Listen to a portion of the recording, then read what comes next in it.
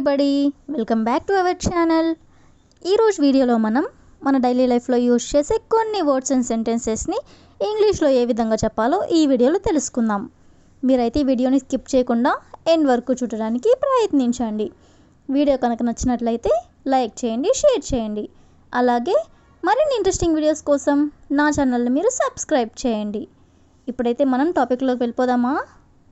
Let's get into the topic. First one is, ఖాళీగా ఉండే బదులు చిన్న ఉద్యోగం చేయాలని నేను నిర్ణయించుకున్నాను. అంటే ఖాళీగా ఉండే బదులు ఏదో ఒక ఉద్యోగం చేయాలని నేను నిర్ణయించుకున్నాను అని.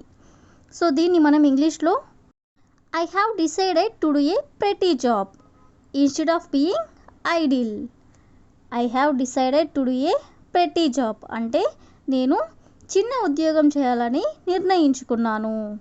ఇన్స్టెడ్ ఆఫ్ బీయింగ్ ఐడిల్ అంటే ఖాళీగా ఉండే బదులు చిన్న ఉద్యోగం చేయాలని నేను నిర్ణయించుకున్నాను అంటే I have decided to do a pretty job instead of being idle. Next one is, వాళ్ళు ఎక్కడ ఉన్నారో నాకెలా తెలుస్తుంది అంటే వాళ్ళు ఏ ప్లేస్లో ఏం చేస్తున్నారో నాకెలా తెలుస్తుంది అని. సో దీన్ని ఇంగ్లీష్లో how do I know where they are. How do I know అంటే నాకెలా తెలుస్తుంది. వేర్ దే ఆర్ అంటే వాళ్ళు ఎక్కడ ఉన్నారో నాకెలా తెలుస్తుంది అంటే how do I know where they are. Next one is, అతని తల్లి కఠినంగా ఉండేది అంటే ఆమె చాలా రిస్ట్రిక్షన్స్ పెట్టేది అని. సో దీన్ని ఇంగ్లీష్లో హిజ్ మదర్ వాస్ స్ట్రిక్ట్ అంటే అతని తల్లి కఠినంగా ఉండేది అని. నెక్స్ట్ వన్ ఈస్, నన్ను మాట్లాడమంటావా అంటే నన్ను ఏమైనా మాట్లాడమంటావా అని ఇలా జనరల్గా అంటూ ఉంటారు కదా. సో దీన్ని ఇంగ్లీష్లో do you want me to speak అంటే నన్ను మాట్లాడమంటావా. నెక్స్ట్ వన్ ఈస్, నేను మిమ్మల్ని ఎక్కడ కలవాలి. సో దీన్ని ఇంగ్లీష్లో wear should I meet you అంటే నేను మిమ్మల్ని ఎక్కడ కలవాలి అని. నెక్స్ట్ వన్ ఈస్, నేను చాలా బిల్లులు చెల్లించాను అంటే పే చేశాను అని. సో దీన్ని ఇంగ్లీష్లో I have to pay a lot of bills అంటే నేను చాలా బిల్లులు చెల్లించాను అని. నెక్స్ట్ వన్ ఈస్, దయచేసి నాకు కొంత డబ్బు అప్పుగా ఇవ్వండి. దీన్ని మనం ఇంగ్లీష్లో please lend me some money. Lend అంటే అప్పు అని. దయచేసి నాకు కొంత డబ్బు అప్పుగా ఇవ్వండి అంటే please lend me some money. Next one is, అతను మంచి జీతం సంపాదిస్తున్నాడు అంటే అతనికి మంచి జీతం వస్తుంది అని. సో దీన్ని ఇంగ్లీష్లో he earns a good wage అంటే జీతం అని. అతను మంచి జీతం సంపాదిస్తున్నాడు అంటే he earns a good wage. Next one is, నేను నా స్నేహితులను కలవడానికి హైదరాబాద్కి వెళ్ళాను.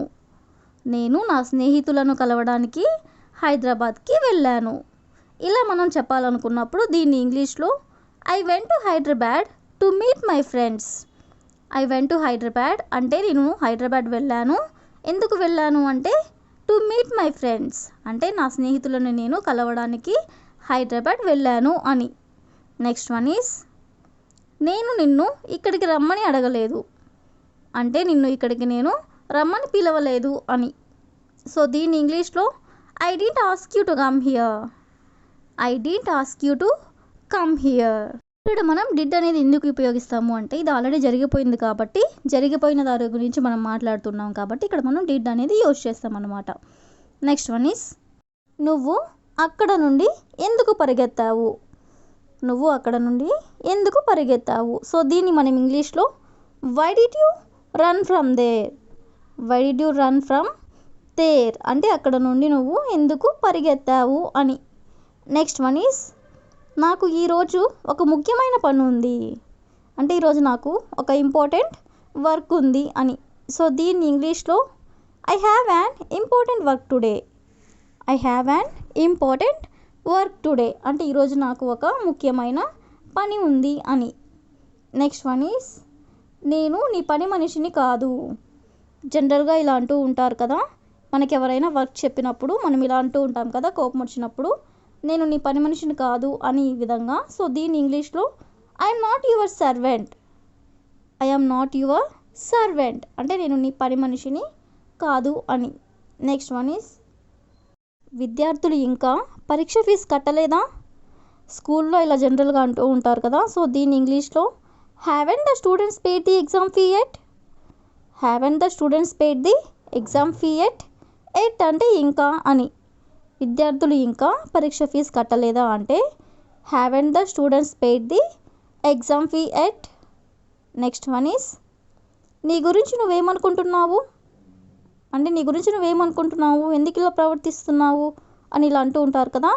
సో దీన్ని మనం ఇంగ్లీష్లో what do you think of your self. What do you think of your self అంటే నీ గురించి నువ్వు ఏమనుకుంటున్నావు. నెక్స్ట్ వన్ ఈస్ నాకు ఆమె తప్ప మరెవరూ లేరు. నాకు ఆమె తప్ప ఇంకెవరూ లేరు అని.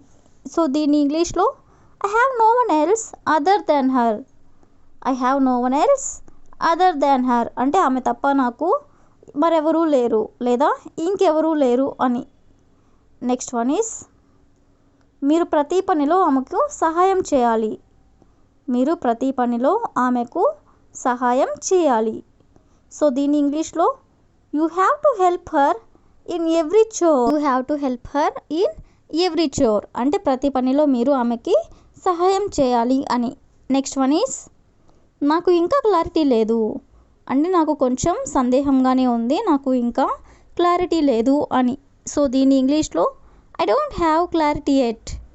I don't have clarity at అంటే ఇంకా నాకు క్లారిటీ లేదు అని. మీ ఇంట్లో ఎంతమంది ఉంటారు.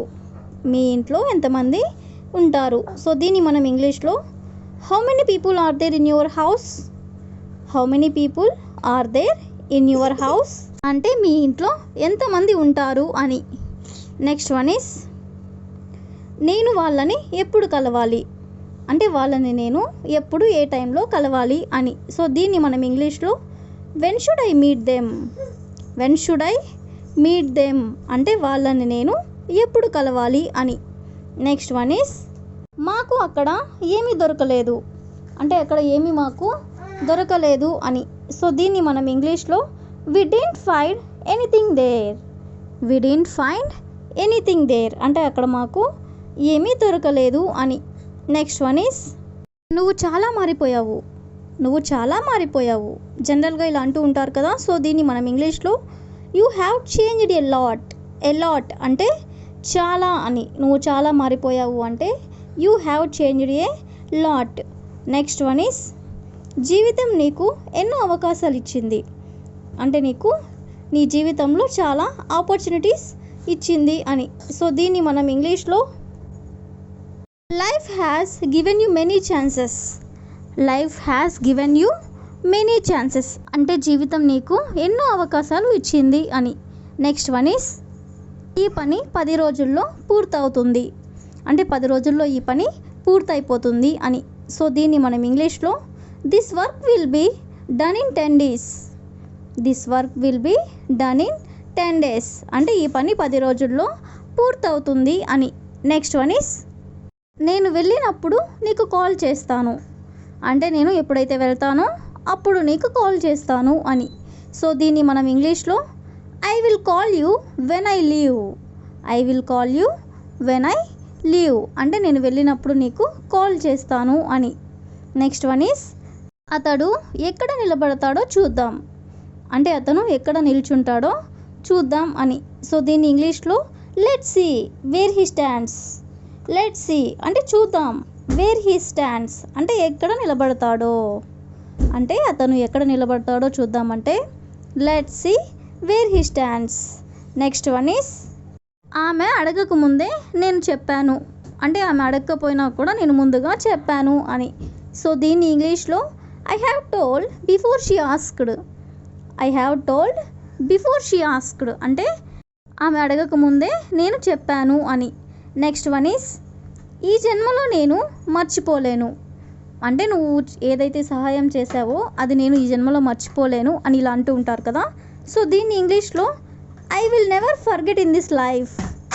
I will never forget in this life అంటే ఈ జన్మలో నేను మర్చిపోలేను అని. నెక్స్ట్ వన్ ఈస్ మీరు ఈ మధ్య ఎక్కడికైనా వెళ్ళారా? మీరు ఈ మధ్య ఎక్కడికైనా వెళ్ళారా? సో దీన్ని మనం ఇంగ్లీష్లో have you gone anywhere recently.